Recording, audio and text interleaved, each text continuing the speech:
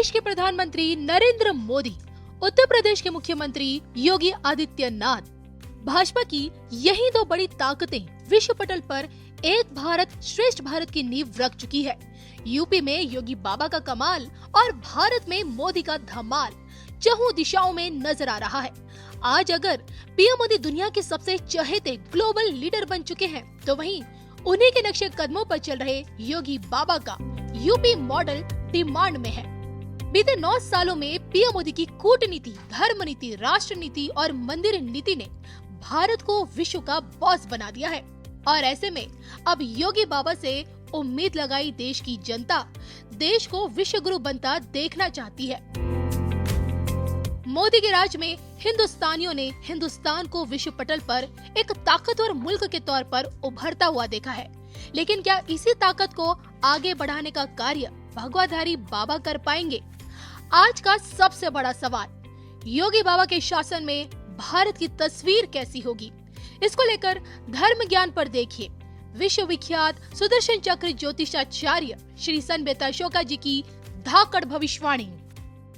आप ही ने 19 में जब हम 24 को लेकर आपसे जब आप भविष्यवाणी कर रहे थे 24 के चुनाव की सीटों को लेकर, तो आपने एक बड़ी बात ये भी बोली थी कि पीएम मोदी जी को जो एक ग्लोबल लीडर, बाहर के ही ग्लोबल लीडर्स उन्हें बनाएंगे और उनकी पॉपुलैरिटी इतनी चरम पे पहुंच जाएगी कि भारत के उसकी असल पहचान से पहचाना जाएगा विश्व गुरु के तौर पर।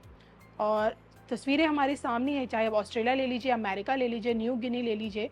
आज पीएम मोदी जहां जाते हैं वहां भारत को एक विश्व गुरु के तौर पर देखा जाता है। बिल्कुल। तो मैं आपसे जानना चाहती हूँ, आपकी जो भविष्यवाणी इस बात का संकेत दे रही है, तो क्या पीएम मोदी की पॉपुलैरिटी ही भविष्य में बहुत जल्द भारत को उसके विश्व गुरु का दर्जा दिलाएगी?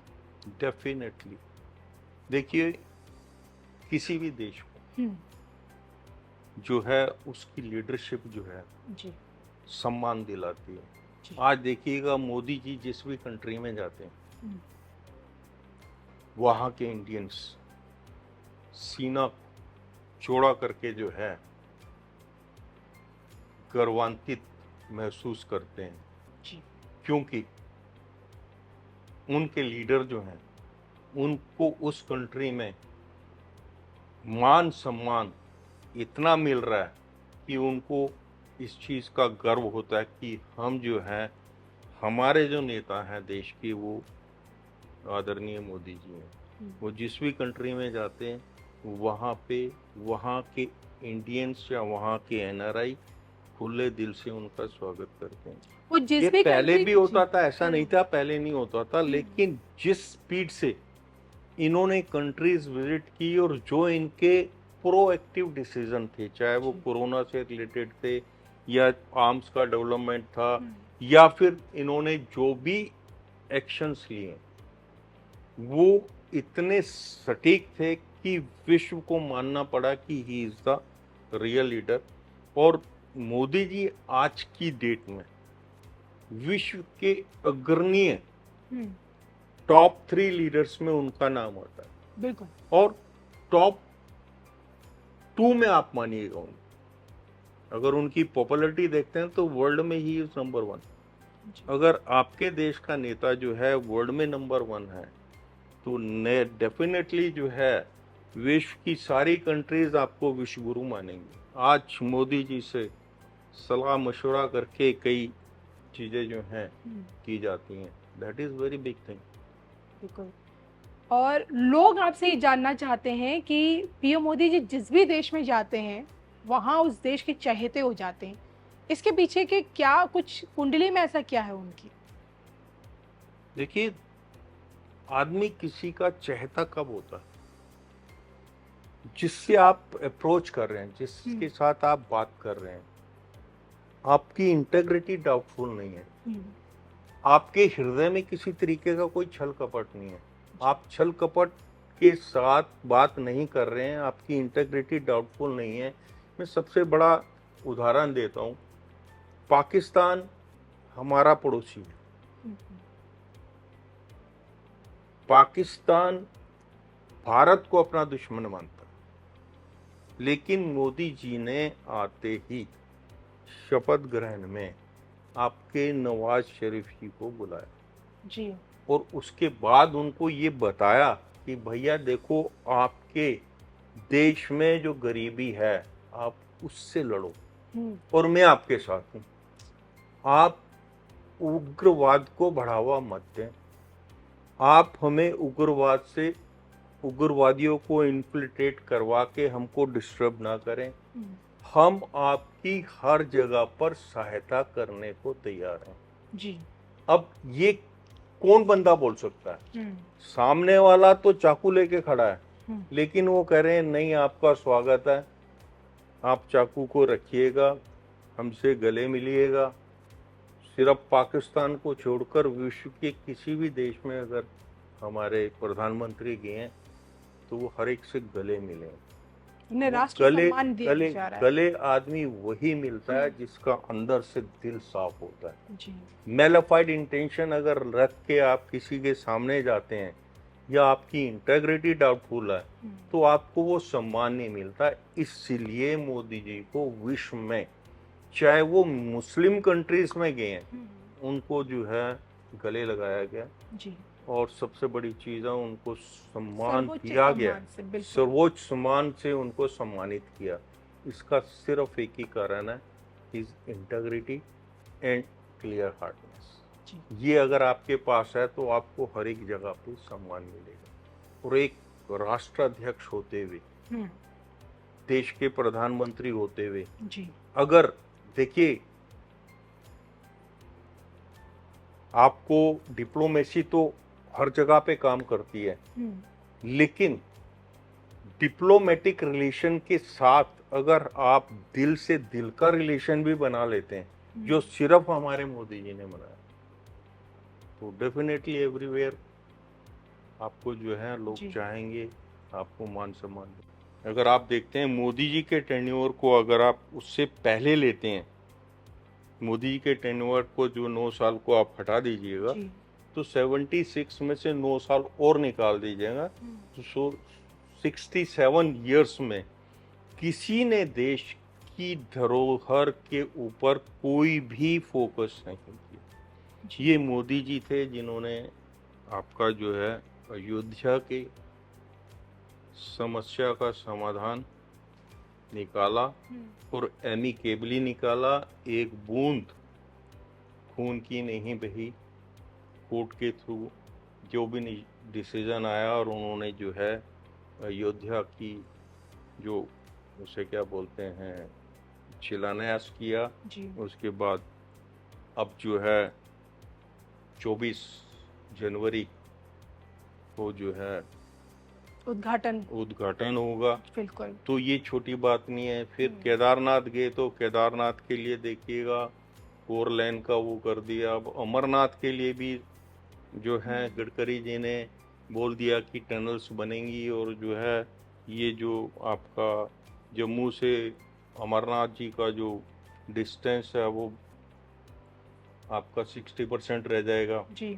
इस तरीके से करेंगे। टाइम में डिस्टेंस तो उतना ही रहेगा लेकिन टाइम फैक्टर जो है रिड्यूस हो जाएगा। इतना बढ़िया जो है आपका वो बनाएंगे इंफ्रा जिसके कारण आप वहाँ पे कर सकते हैं। तो ये सारी चीज़ें देखिए, आप कि दिमाग में अगर ये चीजें हैं हिंदू राष्ट्र से रिलेटेड, ये चीजें अगर आप में दिमाग में है तो ये चीजें डेवलप हो रही हैं एक एक करके। क्या आप भी यही मानते हैं कि पीएम मोदी जी की मंदिर नीति ने भारत की सनातन संस्कृति को विश्व पटल पर, इंटरनेशनल लेवल पर उभारा है? देखिए, इसके ऊपर मैंने आप ही के चैनल पे भविष्यवाणी की थी कि ये जो 3 मंदिर हैं आपका अयोध्या जी, काशी और मथुरा, अगर इन तीनों को प्रॉपरली अगर डेवलप किया जाए तो ये वर्ल्ड का सबसे बेस्ट इंडिया को टूरिज्म से आय देगा। यूपी को सिर्फ ये 3 मंदिर अगर ढंग से डेवलप कर दिए जाएं, ये इतनी वो देंगे, उसे क्या बोलते हैं, इकोनॉमिक ग्रोथ कि उनको इधर उधर देखने की जरूरत नहीं है जी। और उस पे वर्क हुआ पहला आपका अयोध्या हो गया, दूसरा काशी, हम्म, और तीसरा जो है आपका मथुरा। मथुरा। मथुरा के साथ वृंदावन तक का जो है बिहारी जी का पूरा एरिया जी। आता है। ये पूरा एरिया जब डेवलप हो जाएगा तो ये जो भारत की भूमि है ये स्वर्ग है। संतों की भूमि है। चलिए, यहाँ बात अब हम कर लेते हैं यूपी के मुख्यमंत्री योगी आदित्यनाथ जी की, जिनके ऊपर आप भविष्यवाणी पहले भी कर चुके, अभी भी कर रहे हैं कि मोदी जी के बाद योगी जी दिखेंगे हमें एज अ पीएम, देश की सत्ता वो संभालेंगे। क्योंकि काफ़ी लोग जानना चाहते हैं आखिरकार योगी जी का समय कब आएगा। मैं आपसे ये जानना चाहती हूँ, क्या मोदी से आगे योगी निकल पाएंगे भविष्य में? देखिए, यहाँ पर आप कंपैरिजन नहीं कर सकते, जी। दोनों ही योगी हैं। हम्म, मोदी जी हैं और योगी जी हैं। मोदी जी का वर्किंग स्टाइल बिल्कुल अलग है। वो टिट फॉर टैट पे विश्वास करते हैं, जैसा आप करेंगे वैसा आपको जवाब मिलेगा। हम्म, मोदी जी बहुत डिप्लोमेटिक हैं, सॉल्यूशन देंगे, परफेक्ट सॉल्यूशन देंगे, हम्म, लेकिन वो सॉल्यूशन ऐसा होगा जिसकी जो है धुआं नहीं उठेगा। योगी जी जो है, योगी जी को ये तीसरा जो टेन्योर होगा जी। उत्तर प्रदेश का, इसके बाद जिस तरीके से मोदी जी 3 टेन्योर पूरा करके गुजरात के बाद आप सेंटर में दिल्ली आए। में आए, जी। तो योगी जी भी 3 टेन्योर अपने पूरा करके मुख्यमंत्री के ये केंद्र में आएंगे। हम्म, और जहां तक लड़ने की बात है, गुजरात और उत्तर प्रदेश, ये 2 स्टेट बहुत बड़ी स्टेट हैं। जी। और मोदी जी की जो गुजरात स्टेट है, अब जो है यूपी जो है इतनी कॉम्पिटिटिव हो गई है जी। कि वो उस लेवल पे लाके खड़ा करेंगे।